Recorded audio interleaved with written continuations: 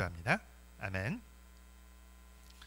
오늘 본문에서 예수님께서 참된 종교 개혁자로서 사역하시는 모습을 보게 됩니다. 그러니까 어떤 사회이든지 어떤 공동체이든지 간에 원래 가졌던 생명력을 잃어버릴 때는 공통적인 특징이 있습니다. 기록했을 그 당시의 원래의 정신, 그것을 잃어버리게 되는 거죠. 그리고 그 문자 그 자체에 집중을 하게 됩니다. 집중을 하며 따지게 되는 것이죠. 그러니까 예수님 당시의 유대 사회가 딱 이와 같은 모습이었습니다. 본래 그 율법의 그 정신을 잃어버리고 그냥 그 문자 자체에 집중하고 있었다고 하는 것이죠. 그래서 예수님께서 이런 잘못된 흐름을 바로잡고 율법의 원래 의도와 정신으로 돌아가기를 원하셨던 겁니다. 우리가 많은 경우에 율법에 대한 오해가 있습니다. 예수님께서 율법을 무의미하게 만들려고 오셨다라고 그렇게 생각하는 경우가 되게 많아요. 그래서 구약의 그런 이 말씀 율법들을 우리가 더 이상 배울 필요가 없다, 이렇게 생각하는 분들이 의외로 많습니다. 그러나 그렇지 않습니다. 17절에 뭐라고 말씀합니까? 율법이나 선지를 폐하러 온 줄로 생각하지 말라고. 폐하러 온 것이 아니라 온전케 하기 위해 오셨다, 이렇게 말씀을 합니다. 예수님은 율법을 무의미하게 만들려고 오신 것이 아닙니다. 그 본래의 의미를 온전히 드러내고 완성하시기 위해서 오셨다고 하는 것이죠. 그럼 진정한 붕이 어떤 겁니까? 외적인 형식, 규칙, 이걸 바꾸는 것을 넘어서는 겁니다. 근본적인 정신으로 돌아가서 하나님을 경외하는 마음을 회복하는 것으로 나타나는 것이죠. 그래서 오늘 본문에 반복되는 표현이 등장을 합니다. 바로 옛 사람에게 말한 바, 그리고 또 그러나 나는 너희에게 이르노니, 이게 반복이 돼요. 옛 사람에게 말한 바가 어떤 겁니까? 서기관과 바리새인들이, 그런 인간 교사들이죠. 그런 사람들에 의해서 들었던 이해를 기반으로 율법을 정의하는 것입니다. 근데 예수님은 뭐라고 말씀합니까? 나는 너희에게 이르노니라고 말씀하세요. 신적인 권위로 율법의 진정한 의미를 재선포를 하시는 거죠. 예수님께서 궁극적으로 이 본문에서 가르치려고 하는 것이 있습니다. 그게 뭘까요? 참다운 변화는 내가 변화하겠다, 이런 강력한 의지에서 시작되지 않습니다. 내 본질적인 죄인됨을 하나님 앞에 고백할 때 내 안에서 성령께서 변화를 시작하시는 거예요. 이게 되게 중요합니다. 우리는 강력한 의지로 변하는 거라고 생각하는데 그게 안 돼요. 우리 의지가 그렇게 강하지 않거든요. 오히려 내가 내 안에서 그 죄를 고백하고 절망을 할 때 내 안에서 성령께서 일하시는 것들을 보게 되는 것이죠. 그래서 하나님께서 우리에게 원하시는 것은요, 그냥 표면적이고 문자적인 순종이 아닙니다. 우리 마음의 깊은 곳에서 일어나는 내면적 순종, 그리고 변화, 이걸 진짜로 원하신다라고 하는 것이죠. 21절에 뭐라고 말씀합니까? 옛 사람에게 말한 바 살인하지 말라. 누구든지 살인하면 심판을 받게 되리라. 살인하지 말라는 계명이 10계명의 6번째 계명이죠. 당시 사람들은요, 육체적으로 누군가를 내가 살인하지 않았으면 이 계명을 잘 지키고 있다라고 생각을 했습니다. 네, 한번 생각해 보세요. 이 6번째 계명, 살인하지 말라는 계명이 겨우 그냥 살인 금지 명령에 불과할까요? 그러면요, 이 명령은요, 소수의 극단적인 범법자를 위한 명령에 불과합니다. 그렇지 않다라고 하는 것이죠. 예수님은 이 계명의 실제 의미를 드러내십니다. 마음으로까지 확장을 시키세요. 나는 너희에게 이르노니 형제에게 노하는 자마다 심판을 받게 되고, 형제에 대하여 라가라는 자는 공의에 잡혀가게 되고, 미련한 놈이라는 자는 지옥불에 들어가게 되리라. 이 라가라고 하는 건 쓸모없는 놈, 소위 이제 돌대가리, 뭐 이런 의미거든요. 미련한 놈이라고 하는 것은 하나님께 대한 그 반역을 암시하는 심각한 모욕입니다. 누군가를 미련하다, 미련한 놈이다, 이렇게 얘기할 때 그는 하나님을 알지 못하는 무신론자다, 하나님을 반역한 자다, 이런 뜻이거든요. 즉 상대방을 경멸하는 표현이에요. 이건 육적인 살인은 분명히 아닙니다. 그러나 인격적인 살인이죠. 예수님께서는 이 살인의 진짜 의미, 깊은 의미를 드러내시는 겁니다. 즉 예수님은 이 살인의 초점, 이 명령의 초점을 행위가 아니라 내면의 변화에 맞춰야 한다, 이 말씀을 하시는 것이죠. 내면의 분노, 그 미움의 초점을 맞춰야 한다, 이 말씀을 하시는 겁니다. 여러분, 이 내면의 감정들을 내버려두면 어떻게 됩니까? 관계를 깨뜨려 버려요. 공동체를 깨뜨려 버립니다. 그리고 궁극적으로 내 영혼을 심각하게 망가뜨리게 되죠. 또 다 읽진 않았지만 27절에 이 아이 뭐라고 말씀합니까? 간음하지 말라 했다는 것을 너희가 들었으나, 이렇게 말씀합니다. 전통적인 이해에서 간음하지 말라는 것은 육체적인 행위에 초점을 맞추는 것입니다. 그러나 예수님의 해석은 어떻습니까?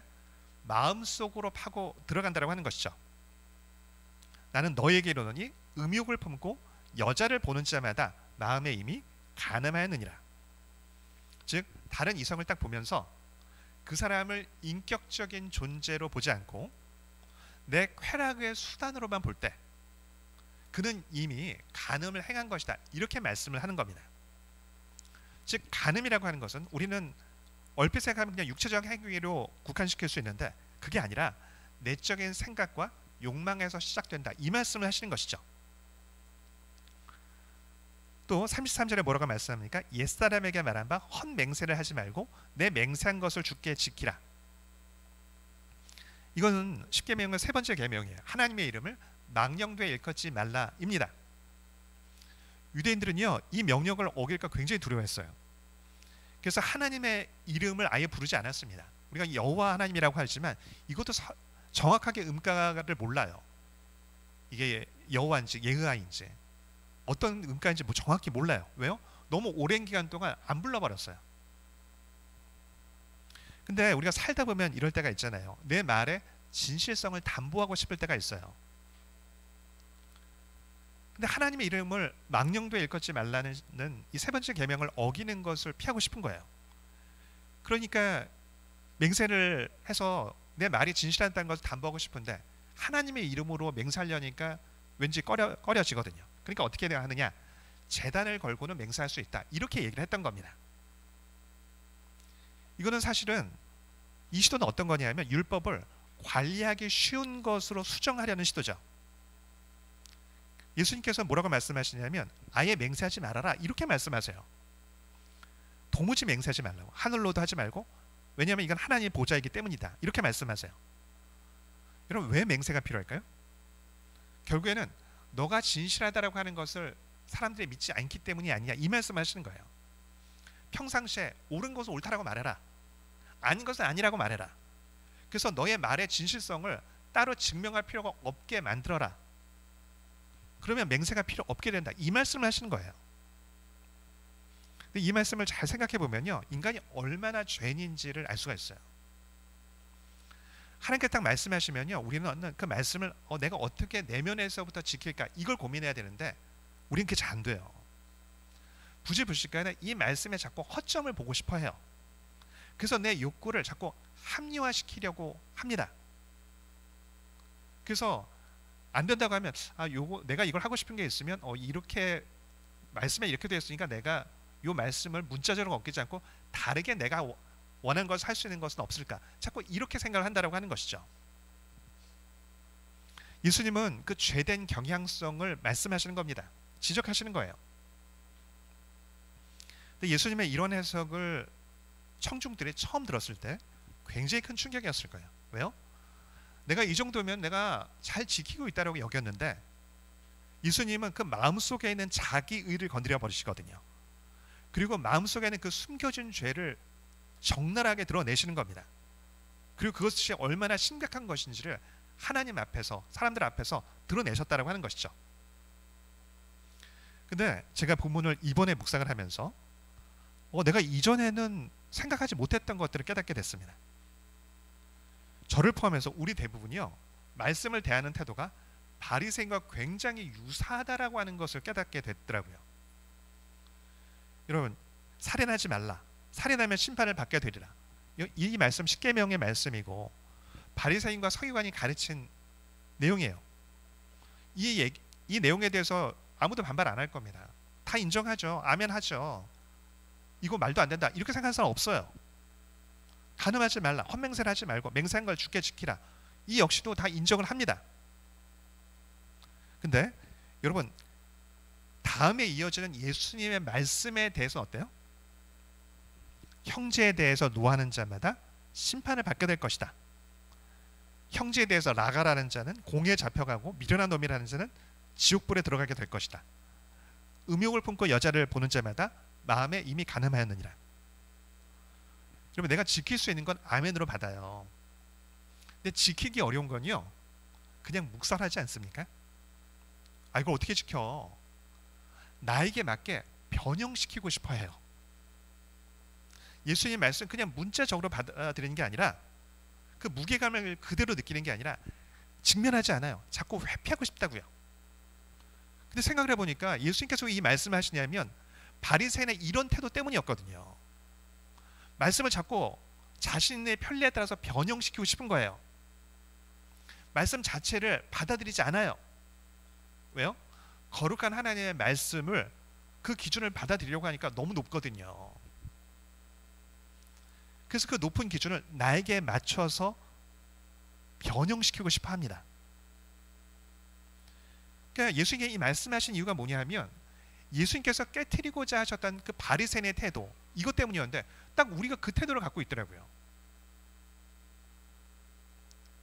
또한 이 말씀을 보면서요, 또 깨닫게 된 게 뭐냐면, 내가 바리새인과 동일한 실수를 하고 있구나, 이걸 깨닫게 되더라고요.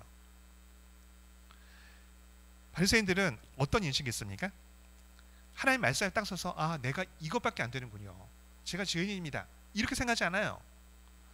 자기보다 부족한 사람들, 세리와 창녀를 보면서 뭐라고 생각합니까? 하나님, 저는 저들과 달라서 참 감사합니다, 이렇게 생각하고 있었거든요. 우월 의식이 있는 거예요. 우월 의식이. 이게 하나님이 굉장히 싫어하는 태도였거든요. 말씀 앞에 직면해서 자신을 깨트리지 않고, 그래, 나는 쟤보단 나, 이렇게 여겼거든요. 근데 우리가 이 말씀을 보면서도요, 바리새인을 보면서 똑같은 태도를 취하고 있더라고요. 나를 보면서, 아, 나한테도 이런 모습이 있지, 그렇게 아파하지 않습니다. 바리새인을 얕잡아 봐요.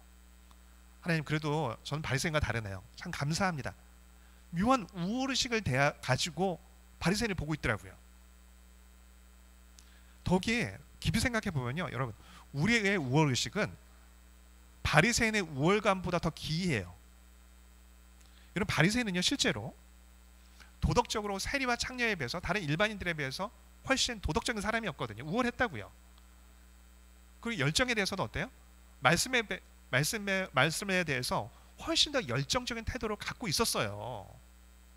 그래서 실제 객관적으로 훨씬 우월했기 때문에 우월하다고 느꼈다고요. 근데 우리의 우월감은 어때요? 우리가 바리새인에 비해서 뭐가 낫습니까? 그들보다 우리가 더 열정적이에요? 우리가 그들보다 더 도덕적입니까? 바리새인이 우리 보면 되게 기막혀 할 것 같아요. 너희 도대체 뭐 때문에 우리보다 낫다고 생각하냐? 이렇게 여기지 않을까요? 그러니까 우리가 이 말씀을 대할 때 놀랍게도 마치 바리새인처럼 말씀을 대하고 있었구나, 이 묵상하면서 그걸 깨닫게 되더라고요. 바리새인보다 훨씬 수준은 떨어지는데,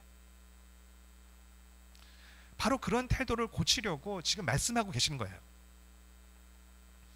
예수님이 뭐라고 말씀합니까? 우리의 의가 서기관과 바리새인의 의보다 더 낫지 못하면 천국에 들어갈 수 없다, 이 말씀을 하세요. 근데 여러분, 우리가 어떻게, 우리의 의가 그들보다 더 나을 수 있습니까? 우리의 열심히 그들을 능가할 수 있겠어요? 우리의 의가 그들을 정말 능가할 수 있냐고요? 안 돼요. 우리 열정으로, 우리의 어떤 그 도덕적 수준으로 안 된다고요. 근데 서기관과 바리새인의 의보다 나을 수 있는 유일한 한 가지 길이 있습니다.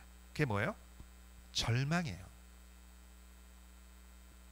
바리새인은요, 말씀 앞에 정직하지 않았어요. 있는 그대로 직면하지 않았다고요. 여러분, 말씀 앞에 딱 섰을 때 자기를 어떻게 긍정할 수 있겠어요? 이런 거룩한 하나님의 말씀 앞에 섰을 때, 나는 참 잘 지키고 있어, 난 괜찮은 사람이야, 이렇게 어떻게 생각할 수 있냐고요. 정직했으면 절대로 스스로 긍정할 수 없어요. 절망할 수밖에 없다고요.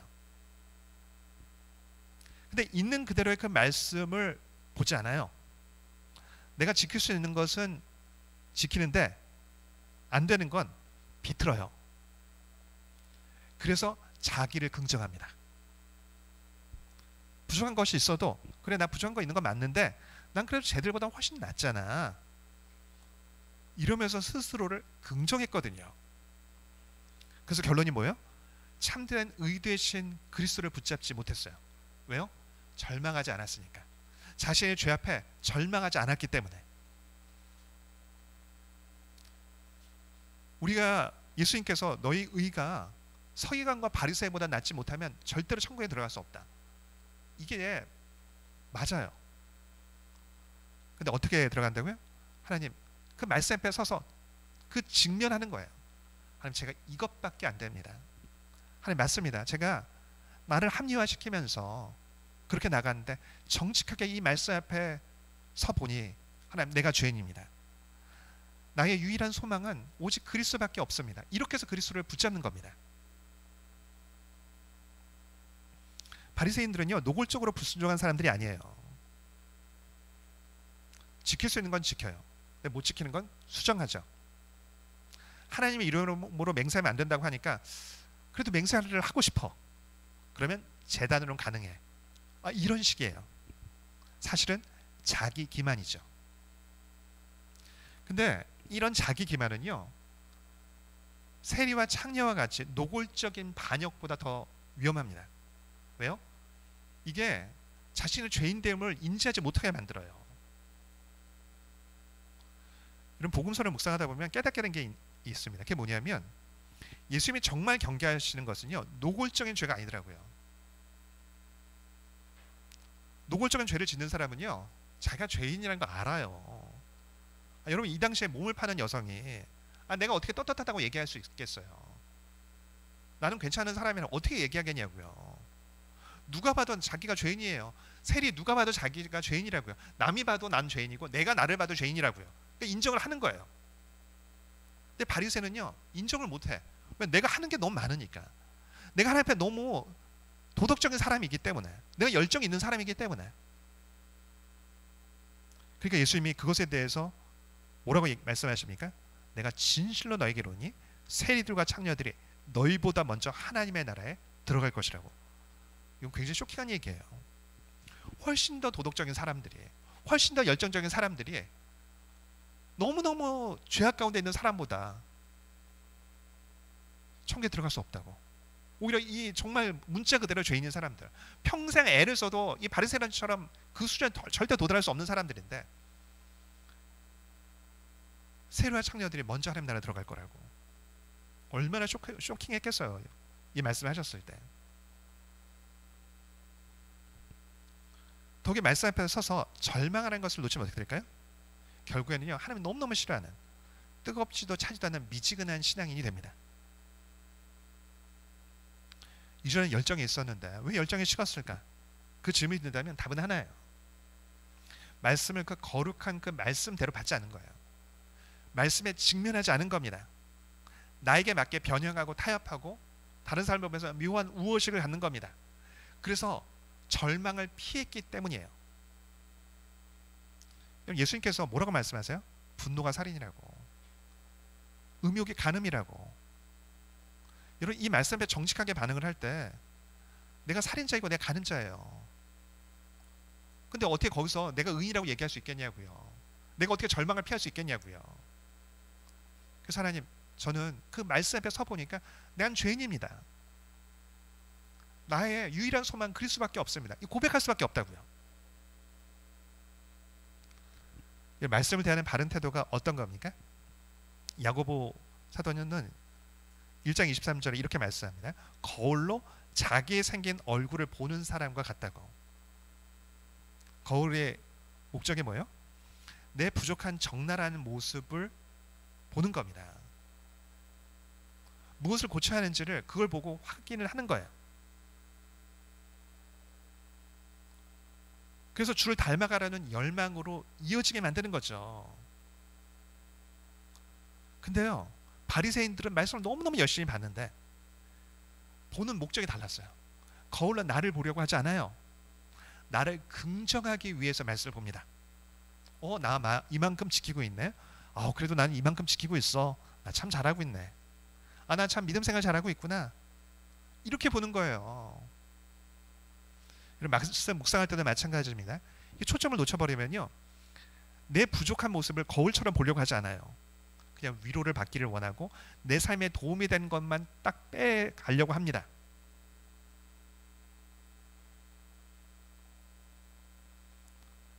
참으로 말씀 본다는 게 뭐예요? 거울을 보는 것이에요. 내 모습이 적나라하게 들어와서 하나님, 내 유일한 소망은 그리스도밖에 없다라고 고백하게 되는 것. 이게 말씀을 보는 정직한 태도거든요.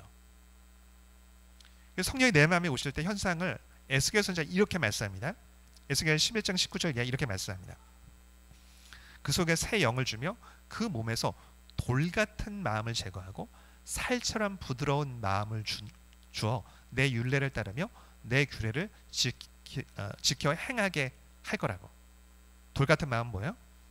성령의 검이 말씀이 들어갈 때 돌 같은 마음엔 들어갈 틈이 없어요.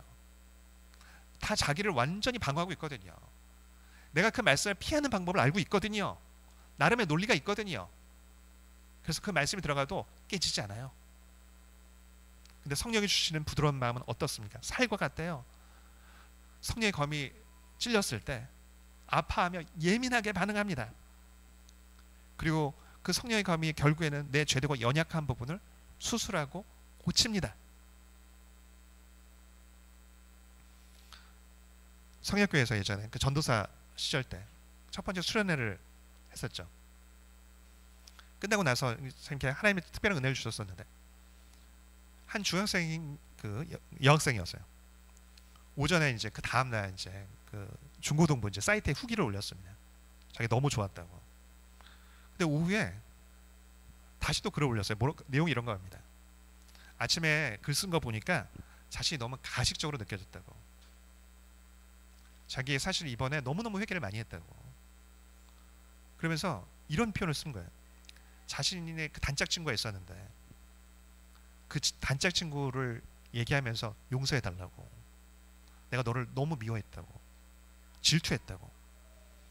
사람들이 너에게 먼저 인사하는 걸 볼 때 내가 표는 안 냈지만 마음속에서 그것 때문에 질투하고 미워했다고.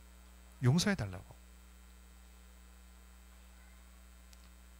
그러고 나서 어떤 일이 일어났냐면 다른 사람도 다 자신의 그 미움을 막 고백하기 시작을 하는 거야. 몇 개월 동안. 하루에 막 한 10개, 20개씩 막 이렇게 글이 올라왔었거든요.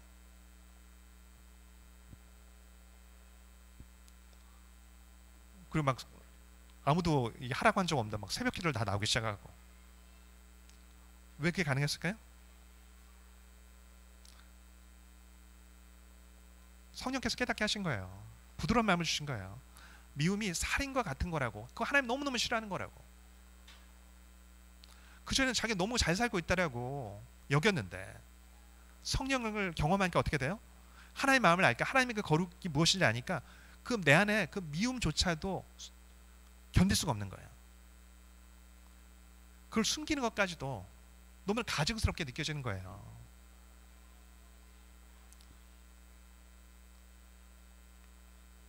근데 여러분, 이렇게 막 진지하게 막 회개하고 그렇게 하나님 붙잡고 나아가면 미움과 분노가 아예 마음에 사라질까요? 여러분, 아니란 거 우리 다 알아요. 물론 가끔 하나님께서 기적적으로 어떤 성령을 체험하고 할 때 잠시 동안 정말 내 마음이 아닌 것 같을 때가 있어요. 막 미움이 다 사라진 것 같고 너무나 사람들이 사랑스럽게 느껴지는 그럴 때가 가끔 있더라고요. 근데 여러분, 그거 오래 안 가더라고요. 여러분, 그때 깨닫게 되는 게 뭐예요? 내가 얼마나 큰 죄인지를 깨닫게 됩니다. 여러분, 진짜 이렇게 말씀을 정직하게 바라보는 사람들은, 그 성도들은요, 적어도 한번 깊은 우울증에 한번 와요. 왜요? 근데 불신자처럼 살 수는 없거든요. 썬데이 크리스찬으로 살 수 없어요.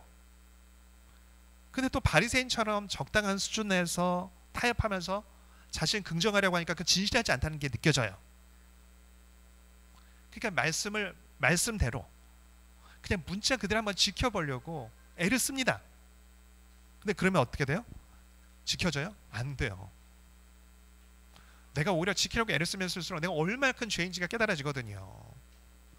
내가 얼마나 마음에 분노가 많은지, 내가 얼마나 음란한지를 더 절절하게 깨닫게 된다고요. 그럼 절망하게 돼요. 지키려고 하면 할수록 내 안에 훨씬 강력한 악이 있음을 깨닫고 절망하게 된다고요. 여러분, 이게 거룩한 절망이에요. 이때 혼란이 오죠. 아니 왜 이렇게 되는 거지? 내가 하나님 기쁘시게 하려고, 내가 말씀 지키려고 막 회개하면서 했는데 왜 나 안 되지? 뭐가 잘못된 거지? 왜 나는 안 바뀌지? 왜 하나님께서 날 안 도우시지? 내 안에 성령이 안 계신가? 별 생각이 다 듭니다. 네, 여러분, 이런 거룩한 절망은요, 부정적인 결과가 아니에요. 예수님과 십자가의 필요성을 깨닫기 위해서 반드시 겪어야 하는 과정이더라고요. 아, 그래, 내가 요 모양 요 꼬라지라서 예수님이 오신 거구나. 내 힘을 할 수 없는 거구나. 이 경험을 통해서 나를 의지했던 것들을 처절하게 깨지고, 그러면서 은혜의 문이 열립니다. 여러분, 내 안에 성령께서 오실 때 나타나는 현상이 뭘까요? 내가 막 거룩해지는 거예요? 아니에요. 성령께서 나한테 오셔서 하신 작업은 뭐냐면, 내가 내 죄를 깨닫고 정직하게 하나님, 저는 죄인입니다를 고백하게 만드세요.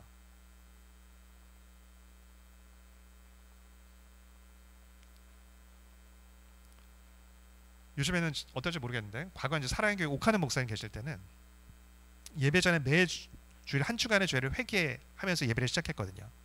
근데 그때 그렇게 말하는 사람도 있었어요. 자꾸 회개를 억지로 막 쥐어짜는 것 같다고.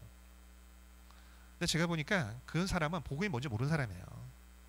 이 사람의 회개는 뭐라고 생각하느냐 하면, 바리새인의 회개와 차이가 없어요. 그냥 행동에만 초점을 두는 거죠. 마음이 아니라. 하나님 앞에 그 말씀에 정직하게 반응한 사람이면 이런 표현 쓸 수 없습니다.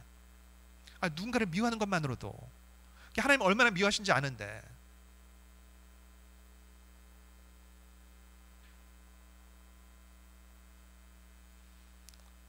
처절하게 절망하면요, 그때 깨달아요. 그래서 예수님이 오셨구나. 내 힘을 할 수 없어서 예수님이 오신 거구나. 그리고 진정으로 십자가를 깨닫고 십자가를 붙잡게 됩니다.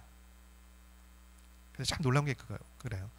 하나님, 내가 나를 바꾸고 싶습니다. 내가 정말 거룩해지고 싶습니다.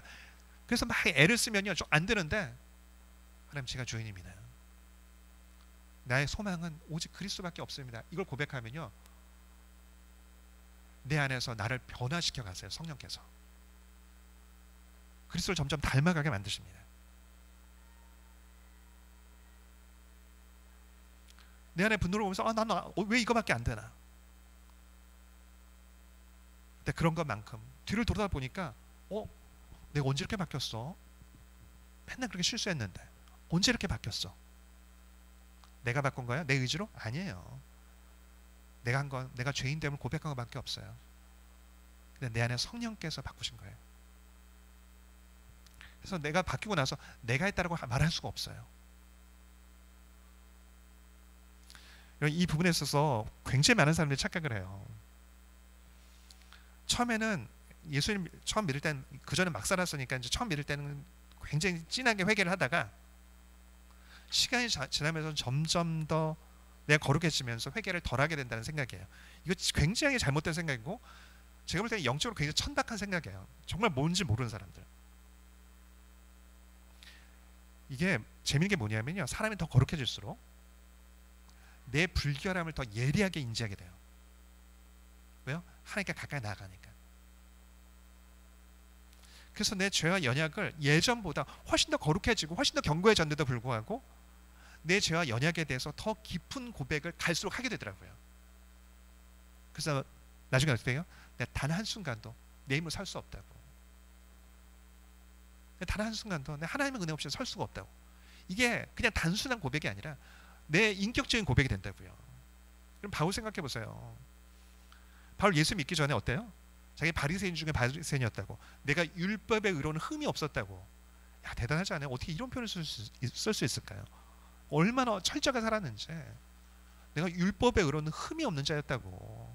내가 정말 철저하게 지켰다. 내 바리새인 중에서도 가장 앞에 있는 바리새인이었다고. 근데 이후에 뭐라고 고백합니까? 죄인 중에 괴수로 고백을 해요. 믿기 전에 흠이 없었다고 여겼는데 믿은 후에는 엄청나게 죄를 지은 거예요? 아니에요.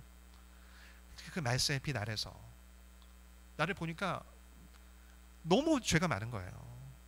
나는 모든 사람 중에서 죄가 가장 많은 사람이라고.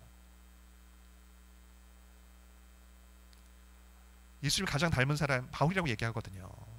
이런 분이 죄인 중에 괴수로 고백을 해요. 근데 누가 난 이 정도면 괜찮은 사람이야. 난 회개할 게 없진 않지만 예전보다 훨씬 적어. 이렇게 얘기하는 사람이 누가 있을 수 있겠냐고요.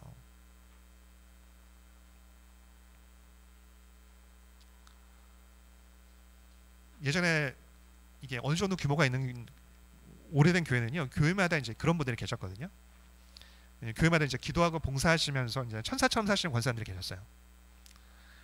근데 이제 부교육자로 이제 찬양을 인도하러 딱 가면요, 그분들이 십자가 찬양을 할 때마다 우시더라고요. 인도는 나는 민수맹수한데. 그런 분들을 볼 때마다 영적 각성이 일어나곤 했습니다. 그분들이 저보다 뭔가 지금 죄를 더 많이 짓고 있어서 막 십자가 찬양을 할 때마다 가슴을 부여잡고 이 회개하며 우시는 게 아니거든요. 말씀 앞에 서고 십자가 앞에 서는 게 무엇인지 훨씬 더 깊이 깨달았기 때문에 그래요. 제가 그때 그런 생각을 했던 기억이 있어요. 내가 말씀의 문자적인 의미는 내가 저분들보다 훨씬 더 알 수 있을지 몰라도 예수님을 아는 깊이는 저분들이 훨씬 나보다 더 깊겠다. 예수님께서 요구하신 더 나은 의, 이건요, 죄 없는 완벽함을 얘기하시는 게 아니에요. 오늘 이 말씀에 있는 거, 여러분 어떻게 우리 안에 완전한 분노가 사라지고 내 마음속에 완전한 음란이 사라지고 이럴 때는 없어요.